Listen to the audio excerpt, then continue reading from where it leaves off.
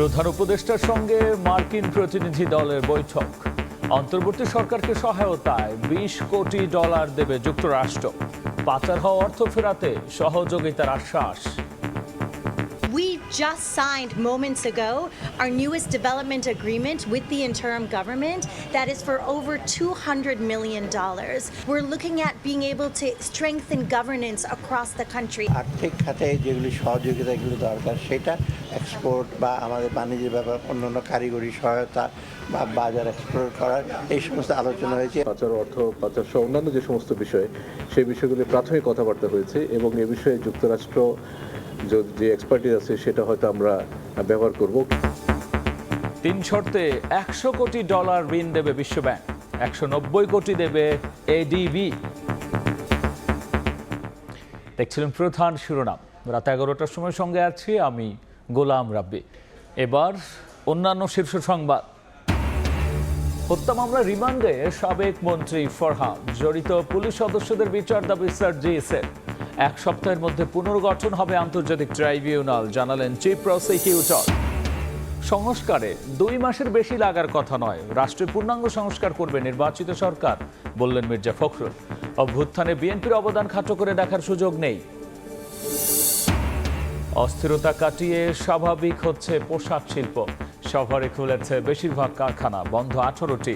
যৌক্তিক দাবি পর্যায়ক্রমে পুনরুদ্ধারের আশ্বাস সচিবের। সবচেয়ে বেশি বিদেশি ঋণ নিয়েও লোডশেডিং থেকে মেলেনি মুক্তি। 15 বছরে বিদ্যুৎ খাতে লোকসান 2 লাখ কোটি টাকা। মেগা প্রকল্পের নামে দুর্নীতির অভিযোগ, ব্যবস্থা নেওয়ার তাগিদ। এবং নিম্নচাপের প্রভাবে বৃষ্টিতে খুলনা বরিশালে জলাবদ্ধতা, নোয়াখালীতে এখনো নিখোঁজ 27 জেলে, কক্সবাজারে নামছে পানি, রাজধানীতে দিনভর ভোগান্তি।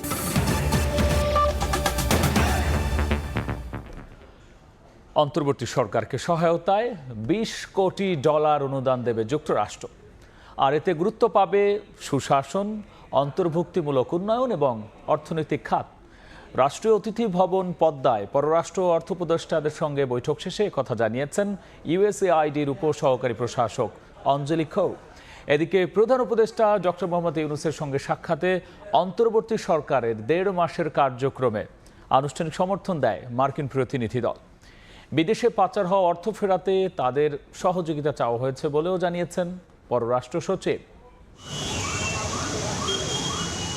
অন্তর্বর্তী সরকার গঠনের পর প্রথম কোনো মার্কিন প্রতিনিধি দল ঢাকা সফর করছে। রোববার ব্যস্ত দিন কাটে প্রতিনিধি দলের 6 সদস্যের। অন্তর্বর্তী সরকারের প্রধান উপদেষ্টা ডক্টর মোহাম্মদ ইউনূসের সঙ্গে বৈঠক করে মার্কিন প্রতিনিধি দল। রাষ্ট্রীয় অতিথি ভবন যমুনায় রোববার সকাল 11টায় প্রধান উপদেষ্টার সঙ্গে বৈঠকে উপস্থিত ছিলেন যুক্তরাষ্ট্রের অর্থ বিভাগের অ্যাসিস্ট্যান্ট সেক্রেটারি ব্রেন্ট নেইম্যান ও পররাষ্ট্র দপ্তরের অ্যাসিস্ট্যান্ট সেক্রেটারি ডোনাল্ড লু সহ 6 মার্কিন প্রতিনিধি। এ সময় দেশ পুনর্গঠন, গুরুত্বপূর্ণ সংস্কার এবং পাচার যাওয়া অর্থ ফিরিয়ে আনতে মার্কিন যুক্তরাষ্ট্রের কাছে সমর্থন চান প্রধান উপদেষ্টা। এর আগে দিনের শুরুতে রাষ্ট্রীয় অতিথি ভবন যমুনায় পররাষ্ট্র উপদেষ্টার সঙ্গে সাক্ষাৎ করেন মার্কিন প্রতিনিধিরা। এরপর অর্থ উপদেষ্টা সালেউদ্দিন আহমেদের সঙ্গে বৈঠক শেষে অন্তর্বর্তী সরকারকে সহায়তায় 200 মিলিয়ন মার্কিন ডলার অনুদানের চুক্তি স্বাক্ষর করে 2 দেশ। ইউএসএইডের এশিয়া অঞ্চলের উপসহকারী প্রশাসক অঞ্জলি কর জানান, সুশাসন, অন্তর্ভুক্তিমূলক উন্নয়ন, সামাজিক, মানবিক ও অর্থনৈতিক সুযোগ বৃদ্ধি খাতে এ অর্থ অনুদান দিল যুক্তরাষ্ট্র। Focused on an inclusive growth and prosperity for the people of Bangladesh. This means we're looking at economic stability and growth. We're looking at improving health. We're looking at being able to strengthen governance. অর্থ উপদেষ্টা জানান, বিদেশে পাচার হওয়া অর্থ ফিরিয়ে আনা সহ কয়েকটি বিষয়ে আলোচনা হয়েছে মার্কিন প্রতিনিধিদের সঙ্গে। আর্থিক সংস্কার এবং আর্থিক খাতে যেগুলি সহযোগিতাগুলো দরকার সেটা, আর দ্বিতীয়ত বাণিজ্যে আমরা এক্সপোর্ট ডাইভার্সিফিকেশন এবং এক্সপোর্ট বা আমাদের বাণিজ্যের ব্যাপার অন্যান্য কারিগরি সহায়তা বা বাজার এক্সপ্লোর করার এই সমস্ত আলোচনা হয়েছে। ওরা বলেছে আমরা ডেফিনিট কর্ম পরিকল্পনা নিয়ে আমরা এগুলো তারা এবারে সহযোগিতা করার আশ্বাস দিয়েছে। দুপুরে পররাষ্ট্র সচিবের সঙ্গে আলোচনায় অংশ নেয় যুক্তরাষ্ট্রের উচ্চ পর্যায়ের দলটি। পরে সচিব জানান, বাংলাদেশের আর্থিক খাত সংস্কারে সহায়তার আশ্বাস দিয়েছে যুক্তরাষ্ট্র।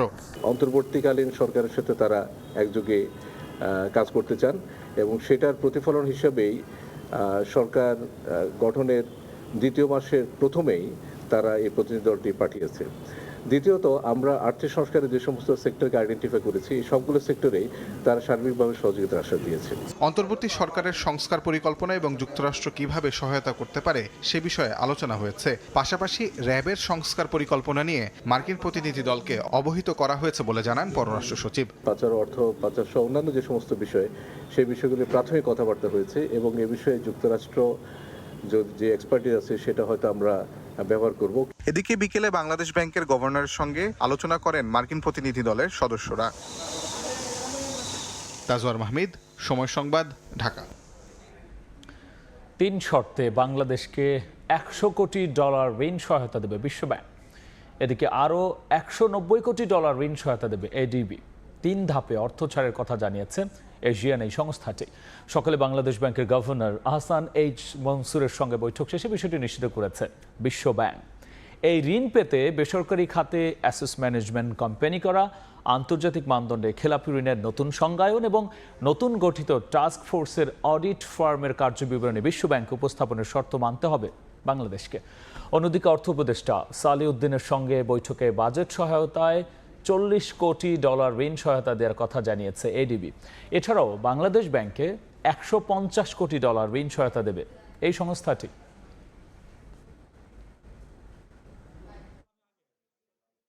We are thankful to ADB for their continued support.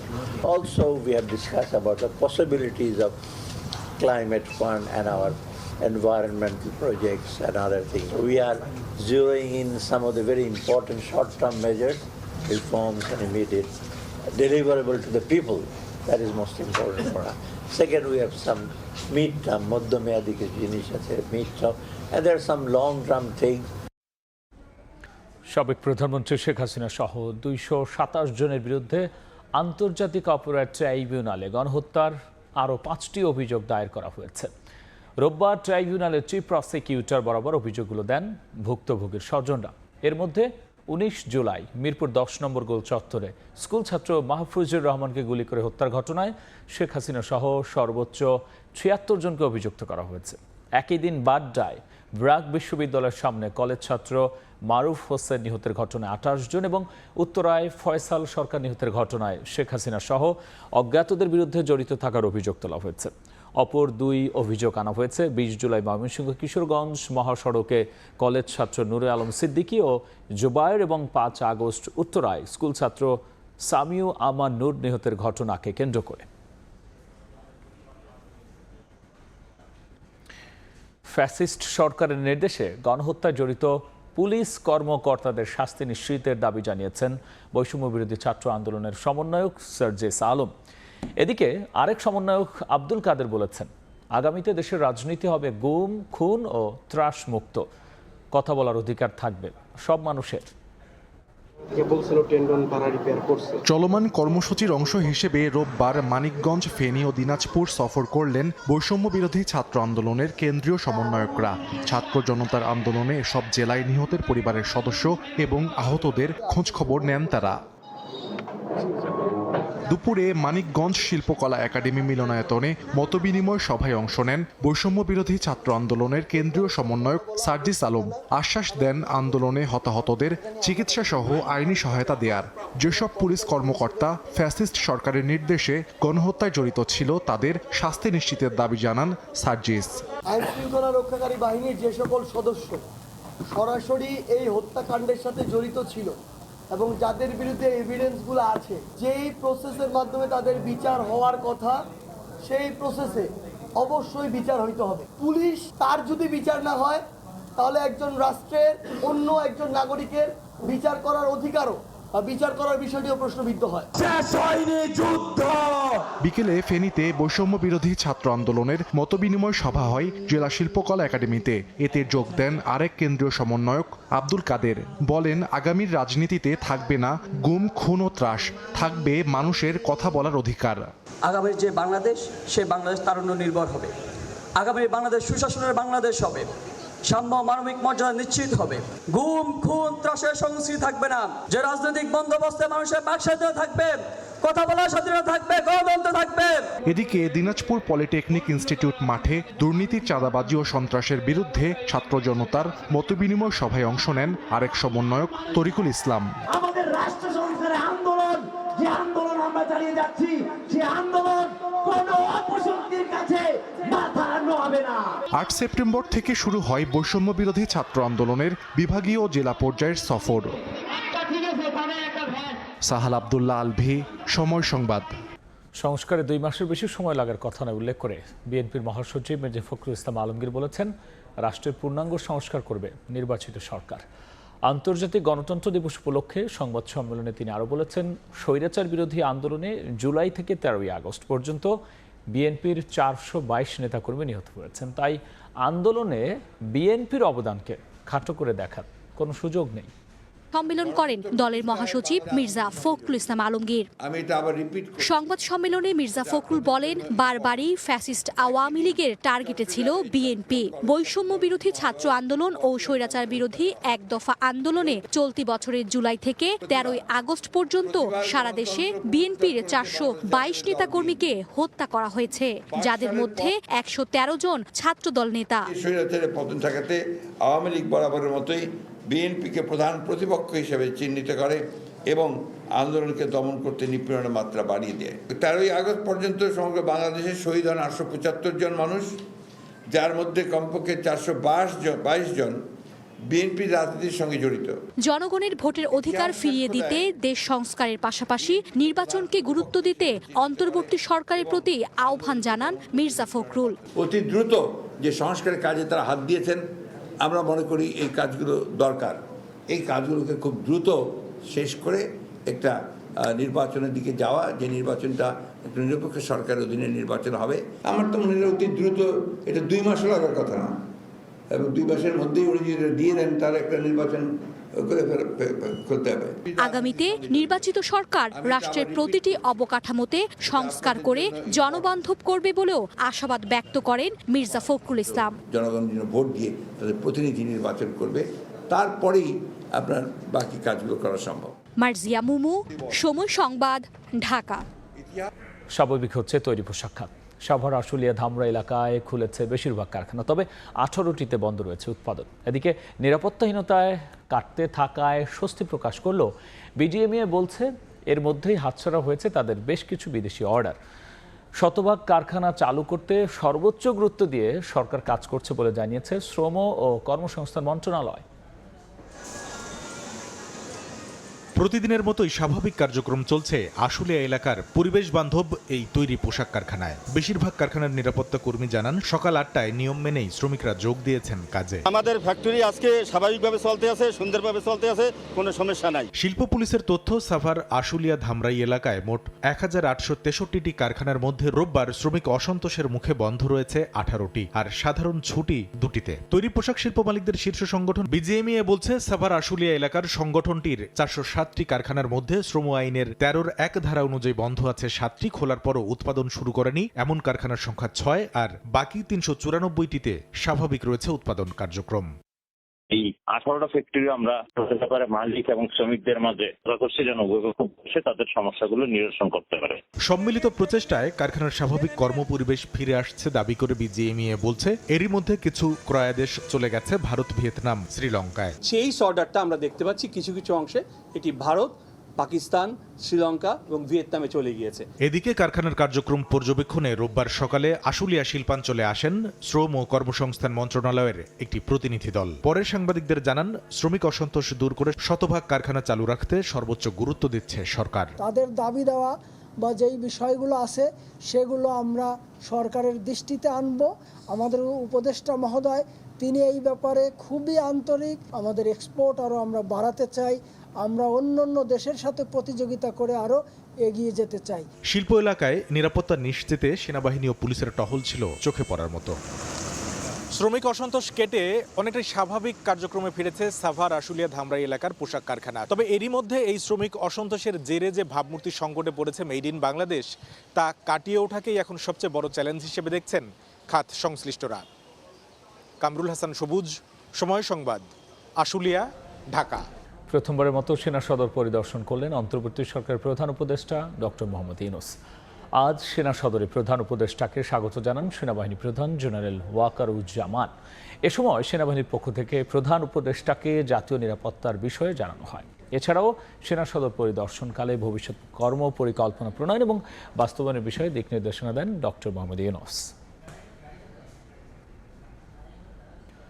গভীর নিম্নচাপের কারণে সারা দেশে বৃষ্টি ঝরছে। বরিশাল, খুলনা সহ বিভিন্ন শহরে দেখা দিয়েছে জলাবদ্ধতা, বৃষ্টির সঙ্গে বইছে ঝোড়ো হাওয়া।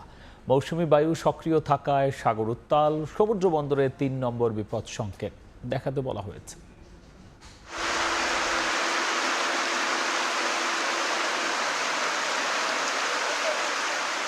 বর্ষাকাল পেরিয়ে ভাদ্রের বিদায়বেলায় প্রকৃতিতে পুরো দস্তুর বর্ষার রূপ। কখনো গুড়ি গুড়ি, কখনো মুষলধারে বৃষ্টি ঝরছে দেশ জুড়ে। শরতের স্বচ্ছ আকাশে গুমোট অবস্থা জানান দিচ্ছে বঙ্গোপসাগরে গভীর নিম্নচাপের অস্তিত্বকে। ক্ষণে ক্ষণে সাগর উত্তাল হয়ে উঠছে, বড় বড় ঢেউ আছড়ে পড়ছে সৈকতে।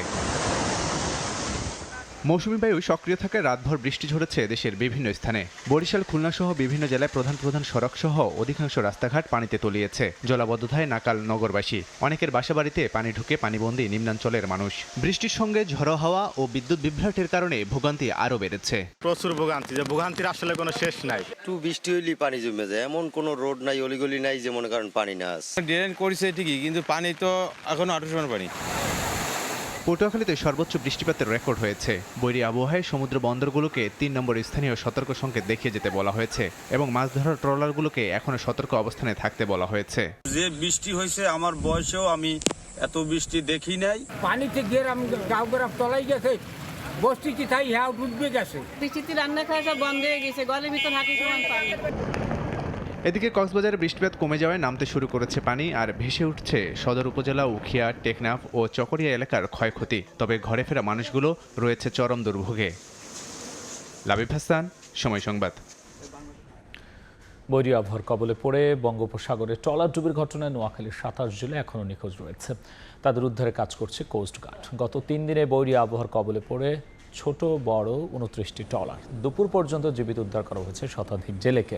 নিখোঁজ 27 জেলের মধ্যে আমতলী ঘাটের কামরু মাঝির ট্রলারের 15 জন এবং একই ঘাটের রহিম মাঝির ট্রলারের 12 জন জেলে রয়েছেন। নিঝুম দ্বীপের 4টি ও জাহাজমারা কাটাখালী ঘাটের 2টি ট্রলার এখনও ঘাটে ফেরেনি।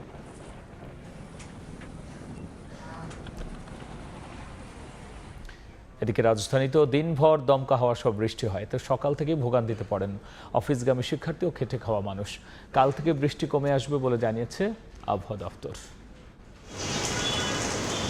শনিবার রাতভর বৃষ্টির পর সকালটাও শুরু হয় ভারী বর্ষণ দিয়েই।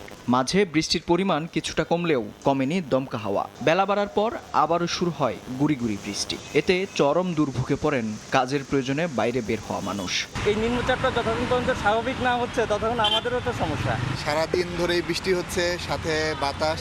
ছাতাও মানে মাথায় ভালোভাবে রাখা যাচ্ছে না, মানে এক প্রকার ভিজে যাচ্ছে। নিম্নচাপের প্রভাবে দুদিনের বৃষ্টি ভ্যাপসা গরম কাটালেও চলাচলে বাড়ায় ভোগান্তি। ইলশেগুড়ি এই বৃষ্টি নগরে জলাবদ্ধতার সৃষ্টি না করলেও বিপাকে পড়তে হয় অফিসগামীদের। সবচেয়ে বেশি দুর্ভোগে পড়েন খেটে খাওয়া লোকজন। বৃষ্টি বাদলের জন্য কষ্ট হইতেছে, এই জন্য আমরা গাড়ি চালাতে পারতেছি না। বৃষ্টির জন্য যাত্রী পাওয়া যাচ্ছে না। আবহাওয়া অফিস বলছে সোমবার থেকে কমতে পারে বৃষ্টির পরিমাণ। গভীর নিম্নচাপটি বর্তমানে গাঙ্গেয় পশ্চিমবঙ্গ এবং তৎসংলগ্ন এলাকায় অবস্থান করছে। এই গভীর নিম্নচাপের প্রভাবে কিন্তু সারা দেশের, বিশেষ করে দেশের দক্ষিণাঞ্চলে কিন্তু ভারী থেকে অতি ভারী বৃষ্টিপাত অব্যাহত রয়েছে। আজকেও কিন্তু সারাদিনই বৃষ্টিপাতটা কম বেশি অব্যাহত থাকবে এবং আগামীকাল থেকে বৃষ্টিপাতের পরিমাণটা কমে আসবে। শনিবার থেকে রোববার সকাল 6টা পর্যন্ত 24 ঘন্টায় সবচেয়ে বেশি বৃষ্টিপাত হয়েছে পটুয়াখালীতে 223 মিলিমিটার। একই সময় রাজধানীতে বৃষ্টির পরিমাণ ছিল 32 মিলিমিটার। মেহেদী হাসান, সময় সংবাদ, ঢাকা। বিদ্যুৎ ও জ্বালানি খাত সবচেয়ে বেশি বৈদেশিক ঋণ পেলেও লোডশেডিং থেকে মেলেনি মুক্তি। 15 বছরে বিদ্যুৎ উন্নয়ন বোর্ডের লোকসান ঠেকেছে 2 লাখ কোটি টাকার উপরে। মেগা প্রকল্পের আড়ালে দুর্নীতির কারণ বলছেন বিশেষজ্ঞরা। অনিয়মে জড়িতদের বিরুদ্ধে দ্রুত ব্যবস্থার তাগিদ আইনজ্ঞদের। বিস্তারিত আলামিন তুষার রিপোর্টে। গেল এক যুগে রূপপুর পারমাণবিক বিদ্যুৎ কেন্দ্র, মাতারবাড়ি কয়লাভিত্তিক বিদ্যুৎ কেন্দ্রের মতো একগুচ্ছ মেগা প্রকল্পের মাধ্যমে বিদ্যুৎ খাত আমূল বদলে দেওয়ার বড় কর্মযজ্ঞ চলে দেশে। তবে বিশ্বব্যাংক, এশীয় উন্নয়ন ব্যাংক সহ বৈশ্বিক বিভিন্ন আর্থিক সংস্থার পর্যালোচনায় উঠে আসে এসব প্রকল্পের নির্মাণ ব্যয় অন্যান্য দেশের তুলনায় অনেক বেশি। বৈদেশিক ঋণের উপর ভর করে চলে এসবের বাস্তবায়ন। বাংলাদেশ ব্যাংকের হিসাবে শুধু গেল ৮ বছরে বিদেশি ঋণের পরিমাণ বেড়েছে প্রায় দ্বিগুণ। আর অর্থনৈতিক সম্পর্ক বিভাগের flow of external resources into Bangladesh প্রতিবেদন বলছে, শুধু বিদ্যুৎ ও জ্বালানি খাতে গেল ১.৫ দশকে বৈদেশিক ঋণ এসেছে বর্তমান ডলার মূল্যে প্রায় ১৯,০০০ কোটি টাকা। তারপরও লোডশেডিং মুক্ত হয়নি দেশ। সঙ্গে গেল ১৫ বছরে বিদ্যুৎ উন্নয়ন বোর্ডের লোকসান ঠেকেছে ২ লাখ কোটি টাকার উপরে। মেগা প্রকল্পের বাইরেও ২০৩০ সালের মধ্যে উৎপাদনে আসার জন্য নতুন করে আরও ৪৬টি বিদ্যুৎ কেন্দ্রের অনুমোদন দেয় সদ্য ক্ষমতাচ্যুত আওয়ামী লীগ সরকার। জাতীয় চাহিদাকে প্রাধান্য না দিয়ে নিজেদের স্বার্থ বাস্তবায়ন আর দুর্নীতিকেই এ অবস্থার জন্য দায়ী করছেন খাত সংশ্লিষ্টরা। ক্ষমতা বৃদ্ধি হলে আপনি বিদ্যুৎ দিতে পারছেন না, গ্যাস দিতে পারছেন না, তার মানে অন্যায়, অযৌক্তিক তথা লুণ্ঠনমূলক ব্যয় এইভাবে বৃদ্ধি করে চলেছেন। সরকারি পর্যায়ে সরকার এইভাবে পদ্ধতিগতভাবে লুণ্ঠনের সুযোগ সৃষ্টি করেছে এবং লুণ্ঠন করতে যে অলিগার্ক তৈরি করেছেন। বিদ্যুৎ ও জ্বালানি সেবা লুণ্ঠনমুক্ত হতে হবে, মুনাফা মুক্ত হতে হবে এবং সরকারি সেবা হতে হবে। এমনকি নিজেদের পরিচয় গোপন করার শর্তে প্রকল্পগুলোতে অন্তত ২০ ধাপে অবৈধ অর্থ লেনদেনের অভিযোগ করেছেন খোদ বিদ্যুৎ ও জ্বালানি খাত সংশ্লিষ্টরা। এসব অনিয়মের সঙ্গে জড়িতদের দ্রুত আইনের আওতায় আনার তাগিদ আইনজ্ঞদের। প্রজেক্টগুলো নেওয়াই হয়েছিল দুর্নীতি করার জন্য এবং টাকা লোপাট করার জন্য। দুদকও সেই সময়ে কোনো ব্যবস্থা নেয়নি। দুদকের নেমে যাওয়া উচিত এই প্রজেক্টগুলোর দুর্নীতি সম্পর্কে খোঁজ করার। আদালতে যাতে করে মামলা দ্রুত বিচার হয় সেই ব্যবস্থাটাও, সেই পথটাও এখন তৈরি করা দরকার। সকল অনিয়ম পেছনে ফেলে আগামীর বাংলাদেশে সব প্রকল্প বাস্তবায়নে জনচাহিদা আমলে নিয়ে জবাবদিহিতা নিশ্চিত করে কাজ করবেন নীতি নির্ধারকরা, এমন তাগিদ সংশ্লিষ্টদের। আল আমিন তুষার, সময় সংবাদ, ঢাকা। উৎপাদনে ফিরল দিনাজপুরের বড় পুকুরিয়া তাপবিদ্যুৎ কেন্দ্রের তৃতীয় ইউনিট। জাতীয় গ্রিডে যোগ হচ্ছে ২২০ মেগাওয়াট বিদ্যুৎ। ৬ দিন বন্ধ থাকার পর নতুন অয়েল পাম্প স্থাপন করে রোববার দুপুর ২টার দিকে আবার উৎপাদন শুরু হয় ৩ নম্বর ইউনিটে। এই ইউনিটটি দিনে ২০০ থেকে ২২০ মেগাওয়াট বিদ্যুৎ উৎপাদনে সক্ষম। এটি চালু রাখতে দৈনিক ২৩০০ মেট্রিক টন কয়লা প্রয়োজন হবে। গত ৯ সেপ্টেম্বর সন্ধ্যায় অয়েল পাম্প নষ্ট হলে বন্ধ হয়ে যায় উৎপাদন। কয়লা ভিত্তিক তাপবিদ্যুৎ কেন্দ্রে ৩টি ইউনিটের বিদ্যুৎ উৎপাদন ক্ষমতা ৫২৫ মেগাওয়াট। চট্টগ্রাম কাস্টমস হাউসে ইতিহাসের সবচেয়ে বড় নিলাম হবে বুধবার। মার্সিডিজ বেঞ্জ, ল্যান্ড ক্রুজার গাড়ি অন্তত ৪৬ ধরনের পণ্য নিলাম হবে। তবে বিভিন্ন শেডে নিলামযোগ্য পণ্যের বিপরীতে এটি একেবারেই নগণ্য। সাক্ষর টিপুর ক্যামেরা কমলদের রিপোর্ট। চট্টগ্রাম বন্দরের সবশেষ তথ্য অনুযায়ী ২৭৬৮টি ২০ ফুট সাইজের, ৩১৭০টি ৪০ ফুট সাইজের পণ্যভর্তি কন্টেনার রয়েছে, যেগুলো আমদানিকারকরা ছাড় না করায় দীর্ঘদিন ধরে বন্দরের ইয়ার্ডে পড়ে রয়েছে। এছাড়া ৪,০০০ মেট্রিক টন ওজনের ৭০,০০০ প্যাকেজ কার্গো এবং ৫,৪৫০ মেট্রিক টন ওজনের ৬,৮৪৬ প্যাকেজ বাল্ক পণ্য রয়েছে, যেগুলো নিলামের জন্য ইতিমধ্যে কাস্টমসের কাছে হস্তান্তর করা হয়েছে। আমাদের এলসিএল কার্গো প্রায় ৭০,০০০ প্যাকেজ, ব্রেক বাল্ক কার্গো সব মিলিয়ে আমাদের বিশাল একটা স্পেস দখল করে আছে। এই অবস্থায় সাম্প্রতিক সময়ে সবচেয়ে বড় নিলামের আয়োজন করতে যাচ্ছে চট্টগ্রাম কাস্টম হাউস। ১৮ সেপ্টেম্বরে এই নিলামে তোলা হচ্ছে ১৬ কোটি টাকা মূল্যের মার্সিডিজ বেঞ্জ, ৫ কোটি টাকা মূল্যের ল্যান্ড ক্রুজার, কোটি টাকা মূল্যের ডেনিম ফেব্রিক্স, ফ্লোর টাইলস। বিভিন্ন সময় এগুলি আমদানি করা হয়েছে, যে আমদানিকরা তার অনুকূলে খালাস নেয়নি এবং এই কারণে যেহেতু এইগুলি রাষ্ট্রীয়ভাবে বাজেয়াপ্ত করে নিলাম করা হচ্ছে। এদিকে কাস্টম হাউসের এই নিলাম নিয়ে বিটারদের অভিযোগের অন্ত নেই। ড্রফিং এর পর বাকি যত কাজ আছে, পেয়ারার দেওয়া, সকল কার্যক্রম ম্যানুয়াল কাজ, তো বাকিগুলো সিস্টেমে আপনি আনতে পারেন নাই। চট্টগ্রাম বন্দর দিয়ে আমদানি করা যে কোনো পণ্য ৪ দিন পর্যন্ত বন্দরে সেরে বিনা শুল্কে রাখার সুযোগ পায় আমদানিকারক প্রতিষ্ঠান। বারবার নিলাম ডেকেও যখন এসব পণ্য বিক্রি হয় না, তখন পৌঁছে যায় একেবারে ধ্বংসের দ্বার প্রান্তে। আর এর ফলে নষ্ট হচ্ছে আমদানি মূল্য হিসেবে পরিশোধ করা হাজার হাজার মার্কিন ডলার। চট্টগ্রাম কাস্টম হাউসের অকশন শেড থেকে কমল দে, সময় সংবাদ। পাঠ্য বইয়ে দলীয় উক্তি শেখ হাসিনার নাম যুক্ত করতে মন্ত্রণালয়ের লোগোতে আনা হয়েছিল পরিবর্তন। ইতিহাসের বই উপেক্ষিত ছিলেন মুক্তিযুদ্ধে ভূমিকা পালনকারী অনেকে। একে বিকৃতি আখ্যা দিয়ে পাঠ্যপুস্তকে নির্মোহ ইতিহাস তুলে ধরার আহ্বান ইতিহাসবিদের। আর সঠিক ইতিহাস তুলে ধরতে বই সংশোধনের কাজ শুরু হয়েছে বলে জানিয়েছে জাতীয় শিক্ষাক্রম ও পাঠ্যপুস্তক বোর্ড। প্রাথমিক ও মাধ্যমিক পর্যায়ের প্রতিটি পাঠ্যপুস্তকের প্রচ্ছদে জাতীয় শিক্ষাক্রম ও পাঠ্যপুস্তক বোর্ডের লোগো থাকাই ছিল রীতি, কিন্তু আওয়ামী লীগ সরকারের আমলে বইয়ের ব্যাক কাভারে যুক্ত করা হয় সে সময়ের সরকার প্রধান শেখ হাসিনার উক্তি। শেখ হাসিনার নাম যুক্ত করতে গিয়ে বদলে যায় শিক্ষা মন্ত্রণালয়ের লোগো। বাংলাদেশ সৃষ্টির পেছনে যাদের ভূমিকা ইতিহাসে স্বীকৃত তাদের অনেকের নাম মুছে ফেলা হয়, অনেকের জায়গা হয় 1 থেকে 2 লাইনে। উপেক্ষা করা হয় মৌলানা আব্দুল হামিদ খান ভাসানী, তাজউদ্দিন আহমেদ ও জিয়াউর রহমান সহ অনেকের অবদান। এসবের ফলে পাঠ্যপুস্তক গ্রহণযোগ্যতা হারিয়েছে বলে মনে করেন অনেকেই। যেটা বিগত সরকার করেছে, কিছু মানুষকে বড় করতে চেয়েছে, কি একটা পরিবারকে সারা দেশের উপরে এক ধরনের চাপিয়ে দেওয়ার চেষ্টা করেছে, এতে কোনো ভালো কিছু হয় না। সরকার পরিবর্তনের পর শিক্ষা সংস্কারের আওতায় শুরু হয়েছে পাঠ্যপুস্তক সংশোধন প্রক্রিয়া। পাঠ্যপুস্তকে নির্মোহভাবে ইতিহাসের উপস্থাপনা করা কেন জরুরি সে বিষয়ে বলছিলেন এই ইতিহাসবিদ। ইতিহাসের কম বেশি সকলেই জানে কার কি অবদান আছে, সেই অবদানটা খালি যথাযথ জায়গায় তার প্রতিস্থাপন, এটি কিন্তু আমাদের কাছে এখন ন্যূনতম দাবি। যে কাউকে দেবত্ব আরোপ করার প্রয়োজন নাই, আবার কাউকে খলনায়কে পরিণত করার প্রয়োজন নাই।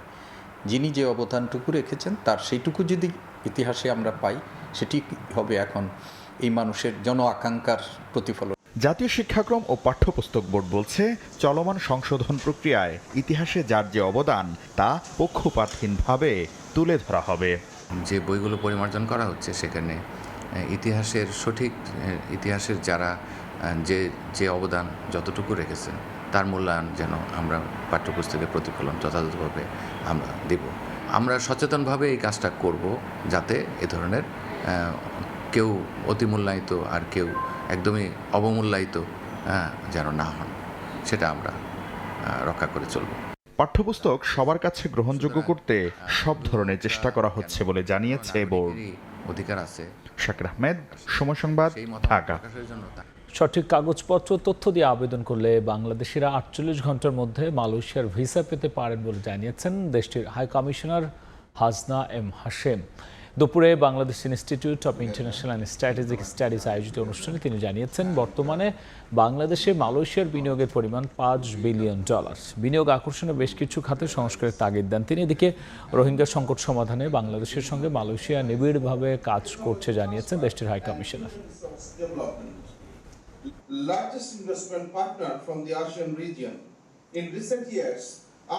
Malaysia remains one of the strongest supporters of Bangladesh in voicing the Rohingya issue in various multilateral fora.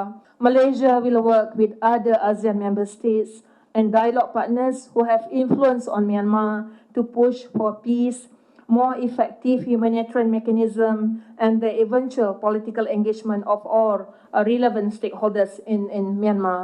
Malaysia had also rendered humanitarian assistance since the beginning of the Rohingya crisis. কারামুক্তির 2 দিনের মাথায় দিল্লির মুখ্যমন্ত্রীর পদ ছাড়ার ঘোষণা দিয়েছেন আম আদমি পার্টির নেতা অরবিন্দ কেজরিওয়াল। ভারতীয় গণমাধ্যমের খবর অনুযায়ী আগামী 48 ঘন্টার মধ্যে নতুন মুখ্যমন্ত্রী বাছাইয়ের কাজ শেষ হলে আনুষ্ঠানিকভাবে সরে যাবেন কেজরিওয়াল। আকস্মিক এমন ঘোষণার প্রতিক্রিয়ায় কটাক্ষ করতে ছাড়েনি প্রতিদ্বন্দ্বী দল বিজেপি। সময় বেঁধে না দিয়ে বরং দ্রুতই পদ ছাড়ার আহ্বান জানিয়েছেন ওই দলটির নেতারা। আবগারি দুর্নীতি মামলায় কারাগার থেকে 6 মাস পর জামিনে বেরিয়ে যেন বোমা ফাটালেন দিল্লির মুখ্যমন্ত্রী অরবিন্দ কেজরিওয়াল। ঘোষণা দিলেন 48 ঘন্টার মধ্যে পদত্যাগ করার। রোববার দিল্লিতে দলীয় এক সভায় কেজরিওয়াল বলেন, 2 দিন পরে তিনি মুখ্যমন্ত্রীর পদ থেকে পদত্যাগ করবেন। জানান, আদালত থেকে ন্যায় বিচার পেলেও এখন জনগণের আদালত থেকে ন্যায় বিচার চান তিনি। দিল্লিতে আগাম নির্বাচনেরও দাবি জানিয়ে বলেন, কেবল জনগণ চাইলেই আবারও মুখ্যমন্ত্রীর চেয়ারে বসবেন।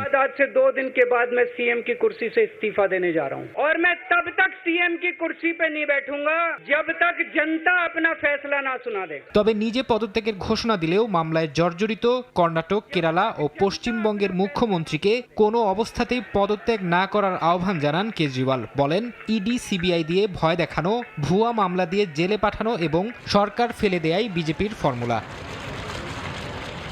এদিকে আম আদমি পার্টির নেতার পদত্যাগের ঘটনায় তোলপাড় শুরু হয়েছে ভারতের রাজনীতিতে। কেন্দ্রে ক্ষমতাসীন বিজেপি বলছে 48 ঘন্টার সময় না নিয়ে কেন এখনই পদত্যাগ করলেন না কেজরিওয়াল। এটিকে আম আদমি পার্টির নেতার নাটক বলেও কটাক্ষ করেছে গেরুয়া শিবির। ফারহাদ চৌধুরী, সময় সংবাদ। এতক্ষণ দেখছিলেন দেশ বিদেশের খবর।